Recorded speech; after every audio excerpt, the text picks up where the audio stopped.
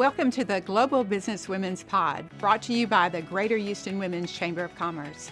I am Susan Dyson and proud to be the CEO, President, and founder of the Chamber. Please join us for this empowering podcast every Thursday at 6 p.m. Please welcome to the stage, Head of Wealth Management, Data Security, and Infrastructure with Morgan Stanley, Rachel Wilson.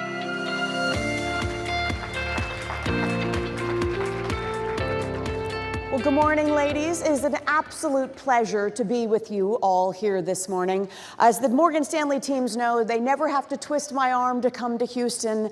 Always a pleasure to be here, and we have a lot of ground to cover in these next few minutes. So first, just by way of background, as mentioned, I'm Rachel Wilson. I run cybersecurity, data protection, fraud prevention for Morgan Stanley Wealth Management.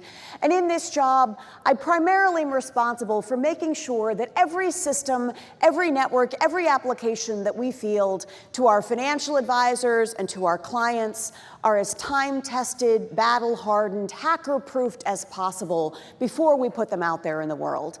But this morning, ladies, we have a lot of ground to cover in the sense that I want to talk to you about cybersecurity and data protection risk in all of the many hats that you all wear. So you are here today because you are leaders in your business, you are leaders in your community, but you wear many other hats, right? Many of you are involved as directors on boards, many of you are involved in nonprofits, houses of worship, and of course, many of us are also mothers and daughters, sisters and wives. And I will argue to all of you this morning that in all of those capacities, you are presented with cybersecurity risk day in, day out.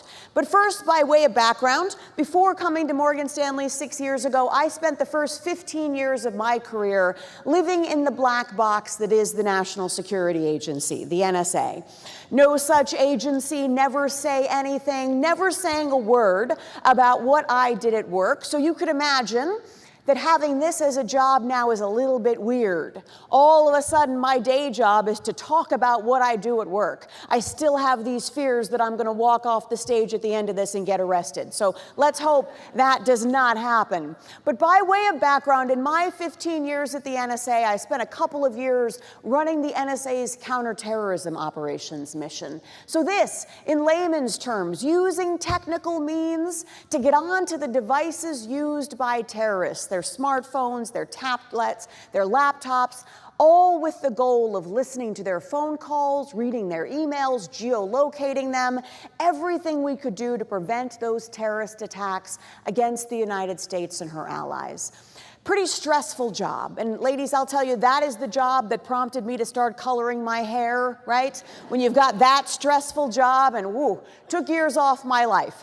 As a little bit of a reward then, I got to spend the next 3 years of my NSA career working out of the American Embassy in London, helping the British get ready for the 2012 Summer Olympics. All kinds of terrorist plots against those Olympics, but the British, given their history, very well versed in terrorist plotting. That means we Americans were laser focused on the cyber threats to those Olympics. So this was the Chinese trying to hack into the clocks, the timers at the Olympic venues. We had the Russians trying to hack into the databases that housed all the Olympic drug testing records, which makes perfect sense now, made no sense to us at the time, very confusing. All kinds of miscreants looking to rub grit in the eyes of the British leading into those Olympics. I was thrilled to go home after those games went off without a hitch. I was lured back. And ladies, you have all had this moment in your careers where you're given the opportunity to do the thing that you have always wanted to do, the job that I had wanted from the day that I started at the NSA, and that was running the NSA's cyber exploitation operations mission, the NSA's professional hackers. Now, ladies, many of you are managers, so what I'm about to tell you is not going to be a surprise. The job was great in a lot of ways, right? As a technologist, I got to work every technology on the planet, including a bunch of things you can't even buy in the United States. We had to have them diplomatically pouched in. That was awesome. As a patriot, this was a great job, right? We used to bring back what we called eye-watering intelligence, information that was so remarkable that when you thought about the fact that you were going to put it on the president's desk the next morning, brought a little tear to your eye. But there were some real downsides to managing America's professional hacking corps, and I will tell you, women, almost entirely a male cadre of folks, and some really weird dudes. So think about the people we recruited into this job, right? These were the best computer scientists and computer engineers coming out of America's top universities. They were getting six-figure offers at Facebook, Microsoft, Amazon, and they came to work for me for government peanuts. Why? My pitch was, hey, if you want to do something that would be illegal anywhere else, I've got a job for you. You don't want to be beholden to the Computer Fraud and Abuses Act? Come work at the NSA. I'll pay you nothing, but I promise it'll be fun. Two biggest problems as a manager of the NSA hacking mission. First and foremost, hygiene. Big problem. I had shower caddies in my office. These boys coming in the morning, little sniff test. Is Joe ready for work? Nope, we got to send him downstairs to the showers. All kinds of issues that, thank God, in my Morgan Stanley capacity, I do not have a hygiene problem in my office anymore. Other big problem, and the moms out there of boys, you'll appreciate this, gaming addiction. Really big deal with the NSA hacking corps. Routinely staging Xbox interventions, PlayStation confiscations. We're getting girlfriends involved, moms involved, sending alarm clocks, making phone calls. It's bad if this young man can't show up at work. But it's really bad at the NSA because it means I have to send the police to their house. I have to work with the assumption that they're on a plane to Moscow, that they've defected. Oh, because that happened. So I do not miss many aspects of my NSA career. Came to Morgan Stanley after 15 years running our cybersecurity practice. We got a lot to worry about. So this morning, I want to give you a glimpse into my sources of sleepless nights as the head of cybersecurity for a large bank. But then I want to pivot to what I worry about for each and every one of you ladies in those many hats that you wear. I thought we were busy before the pandemic. But my God, I did not know what busy was. I will tell you, and I say this with great respect and admiration, during the pandemic, we all got really stupid. We're picking up the phone, we think that Microsoft is calling us, we're handing over our social security number, we're lonely, we're isolated, our mothers, my mother, my greatest source of sleepless nights right now, she's talking to anyone about anything because she is so desperate to be on the phone all the time. These situations, right, where we have women, my mother lost her husband during the pandemic, and these last 2 years, she's alone, she is afraid, and she is being taken advantage of. These fraudsters, these hackers, they are coming after women, and COVID widows in particular, at a scale that has every one of us with an older woman in our lives. You need to be calling her, you need to be talking to her, telling her, if you do not know the phone number of the person who is calling you, do not pick up the phone. And know all well, right, that again, Microsoft, Apple, they are never going to call you to offer you tech support because you theoretically have malware on your computer. So what am I worried about in this job? Top of my list for the last 6 years, without a doubt, North Korea. Why North Korea? They are up against staunch international sanctions. They have no domestic economy to speak of, and yet they are trying to fund a wildly expensive missile and nuclear program. So how is North Korea doing this? How are they funding their government in 2023? They've made it a major plank of their national strategy that they're going to fund their government by hacking into banks and stealing money. But that is not the totality of their strategy. Again, the North Koreans are using their hacking cadre to fund their government with any ways and means possible. They're opportunistic, they're egalitarian. If you don't think you could be targeted by the North Koreans, I will tell you, I think you're naive. to think this. So the North Koreans, why are they so successful? Well, it's in no small part because they've resourced their hacking strategy at a very high level. So estimates have it at now 7,000 people within the North Korean government who have bank hacking, hacking for money as their full-time job, and those ranks just continue to grow. Now, I tell my kids all the time how fortunate they are that they did not grow up in North Korea. My teenage daughter says that having me as a mom feels like living in North Korea. This is not fair. But it's rough for these North Korean kids. You grow up in North Korea, you turn 11. Your 11th birthday, you are administered an aptitude test by the government. You score best and brightest on that North Korean intelligence test, and you are immediately on-ramped into the bank hacking program. These kids moved away from their families, raised to be bank hackers, trained in dormitories from the age of 11. Also unfortunate, these North Korean hackers quite successful. Last year, the United Nations published a report supporting the allegations of 27 countries around the world, all of whom are asserting that the North Koreans have come after some aspect of their central bank to the tune of more than $3 billion over these last 3 years. That's a terrifying number when you think about those losses, but when you think about where that money is going, right into that missile and nuclear program, lots of things for all of us to be worried about. So what about for everyone in this room? What do I worry about for all of you? Top of my list, ransomware. You guys have all seen the news. You all saw Colonial Pipeline firsthand. These ransomware attacks, highly sophisticated, globally distributed, completely commoditized. These ransomware actors, if they were companies, we're talking Fortune 500 companies. They are incredibly well organized and sophisticated in their tradecraft. And this makes sense, right?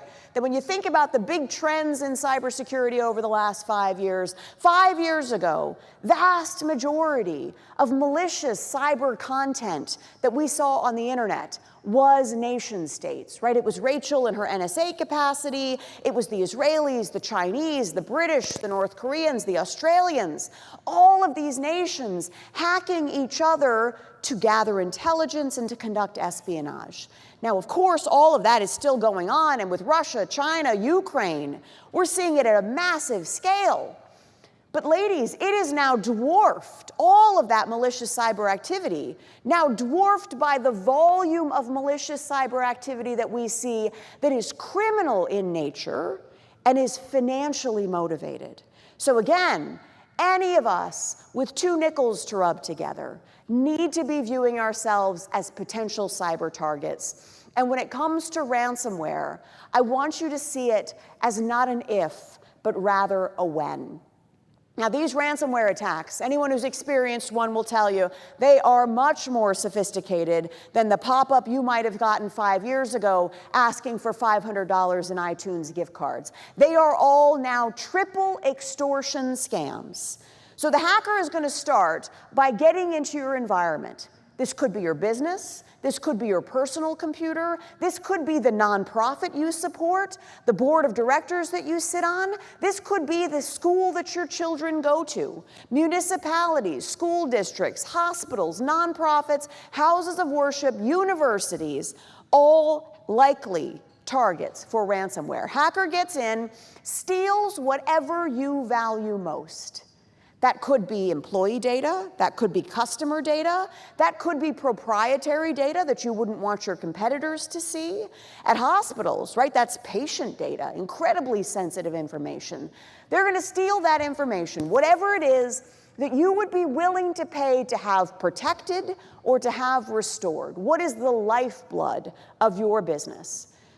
Next thing you know, you're going to come into work on a Monday morning, your volunteer capacity, your board, whatever you're supporting, and nothing works. Computers are all down, back-end databases corrupted, production environment isn't working, your website has been taken down, everything is broken. And at that point, you receive the first of 3 very spooky phone calls. First phone call, hacker says, "Happy Monday, you'll notice everything's broken this morning. If you would like your systems, your computers, to work again, I'm going to need $50,000 in this cryptocurrency equivalent to this wallet in South Africa by 2 o'clock this afternoon. And if you don't pay by 2 o'clock, it'll be $60,000 tomorrow. That ransom will just keep ratcheting up. Now, maybe you pay, maybe you don't. I can tell you at Morgan Stanley, we never recommend paying a ransom, because what happens when you pay? You've now shown your willingness to pay. You're going to be on that sucker list on the dark web. I am a woman who is willing to pay a ransom. You don't want to be on that list. But maybe you have no choice. You go ahead and pay. At that point, you will have the greatest customer service experience of your life. These hackers will be on the phone, they'll be talking to your IT department, getting your computer up and running, they're gonna send you the decryption keys. You're gonna be amazed. Your computer is gonna work better than ever when they're done with you, and then they're gonna send you a customer survey. How was your ransomware experience with us? Why? Because they are very reputationally sensitive. They want you to tell your friends and neighbors, yeah, I got hacked by Bulgaria. It was awesome. Fixed my router, wonderful. But they're not done with you, right? Again, these are triple extortion scams. Hacker's gonna call back the next day and say, you know, it was a pleasure working with you yesterday. Really glad everything's working so well. But you know, while we were in your environment, we did steal all of your data. And if you don't want me to sell it on the dark web tomorrow, if you don't want me to sell it to your competitor, if you don't want all of your customer data exposed, I'm gonna need another $50,000 in that same crypto wallet by 2 p.m. this afternoon. Or, you know, I'm just gonna post it all out. I'm gonna tell everyone that you were unwilling to pay to protect your customers. Again, maybe you pay, maybe you don't. But here's the kicker. The hacker is still not finished, because he is still in your environment. He's on your network. He's in your systems. And so that third phone call, hacker's gonna say, well, you know, your systems are working today, and I didn't sell your data today, but if you don't want me to sell it tomorrow, and you don't want me to re-encrypt your environment tomorrow, I'm gonna need a monthly fee in perpetuity, right? They figured out what we all know, right? We don't want the one-time payment. We want that continuous revenue model. Ransomware as a service. You're now going to subscribe to this hacker. And the real crazy thing about it is the hacker, in addition to agreeing to keep your systems up and running, not to sell your data on the dark web, they've got a third service. They're going to help protect you, in theory. This is honor amongst thieves here, right? From other hacking gangs that want to come in and do the exact same thing. This is the brave new world we are living in from a cybersecurity perspective in 2023, where I have dozens of clients who are not happily, but are quite willingly paying mafia-style protection money to one Eastern European hacking gang to theoretically protect them from the rest. Now, what do we do about this? Cybersecurity is a definite example of where an ounce of prevention is worth a pound of cure. And the most important thing that all of you can be doing in all of the many hats that you wear is to keep all of your systems fully patched and up to date. That means that as soon as that software update comes out, you want to make sure that you are updating your phone, updating your laptop, updating your tablet. Don't be like my daughter. Mom, I see that the new iOS version came out, but there's no new fonts, no new emojis, and I cannot go without my phone for 20 minutes, so I'm going to wait. Waiting is a huge mistake. That software update, that patch, all software manufacturers are constantly discovering new flaws, new bugs, new vulnerabilities in their code. They are fixing those vulnerabilities, and they are issuing to us as consumers the fix in the form of that patch, that software update. When that patch is released, this is the moment of greatest risk. For us, that patch is the solution to the security problems we didn't even know we had. But for the hackers, oh boy, that patch is an opportunity. It is a treasure map. The hackers are going to reverse engineer the patch, discover the underlying vulnerabilities that it mitigates, and then weaponize those vulnerabilities against anyone who has not yet patched. Do scans of broad swaths of the internet looking for anyone who has not updated their phone. You're the one who's going to get the malware. Keeping our systems fully patched, corporately, personally, all of the institutions that we support, absolutely crucial. All right, I want to close this morning with some other best practices, some things we can all be doing to be safer cyber citizens. We need to talk about passwords. Now, I mingled with some of you this morning, and there is a woman in this room, I'm not going to look at her or point at her, who admitted to me this morning that she is using Kittens25 as her password everywhere all the time, and she's been doing this for 10 years. This is bad, right? When we use the same password everywhere and it gets compromised anywhere, we are then at risk everywhere we've used it. But passwords are a pain. And if you think, so the woman I talked to this morning, I gave her a big lecture, right? I mean, I'm pretty militant about this, you guys can tell. I said, you gotta be using a unique password for every login. It's gotta be maximally lengthy. It's gotta be a random alphanumeric string. It's gotta be complex. She says, Rachel, I hear you. I'm gonna add an exclamation point. No good, right? Kittens25 for the next decade is not what I'm looking for here. Instead, we strongly recommend using a password manager app. I know some of you ladies are using these, things like LastPass, Dashlane, Keeper, 1Password. These password managers, they store passwords for you. They create random alphanumeric strings that we as human beings could never come up with. Computers are really good at this. They keep those passwords, lengthy random passwords for you in a cryptographically sound way. Then when you need to access those passwords, they will autofill right into that password field for you based on either a passphrase that only you know or that biometric on your phone. Why do we love these? Unique passwords, no more Kittens25 everywhere all the time, maximally lengthy and complex. If it's a 50-character password field, they will give you a 50-character password. But the best thing about them, the storage. Any of you women who are storing your passwords in a notes file on your phone? That Word document or Excel file on your home computer? My least favorite option, the Post-it note under the keyboard. You are fooling no one, right? We gotta keep our passwords in a safer state. These password manager apps let you do that. All right, ladies, one more tip for all of you this morning. Some people are surprised to learn, 25 years in the cybersecurity space, this is all I've ever done. For me, this is not a job, this is a calling, this is my life's work. People are surprised to hear that I do all of my personal banking and investing online. You think that I come off the stage, put on my aluminum foil hat, go back in my cave, that I'm off the grid? Not the case. I am the most digitized person you will ever meet. This is in part because I have a lot of confidence in what Morgan Stanley builds for our clients, but it's even more so because of the risk around physical paper.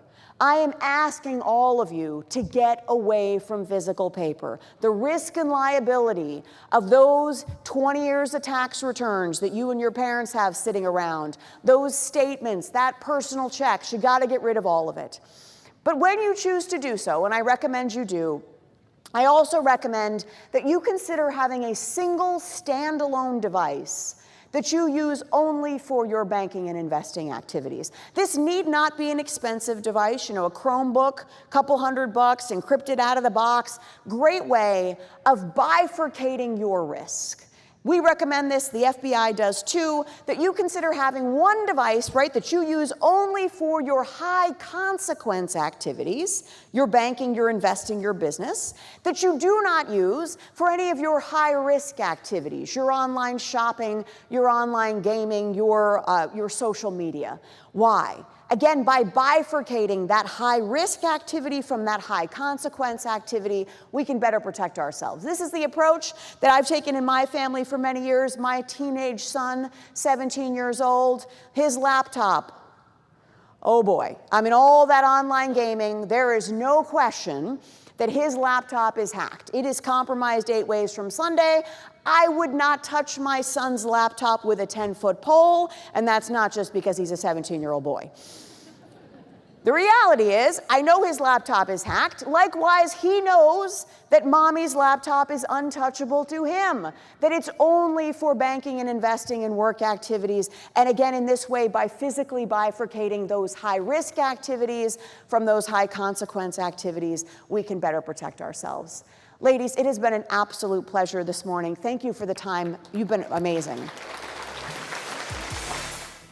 Thank you so much for joining us. We will see you again next Thursday at 6 p.m. For more information about the Chamber and our podcast, please visit us at GHWCC.org.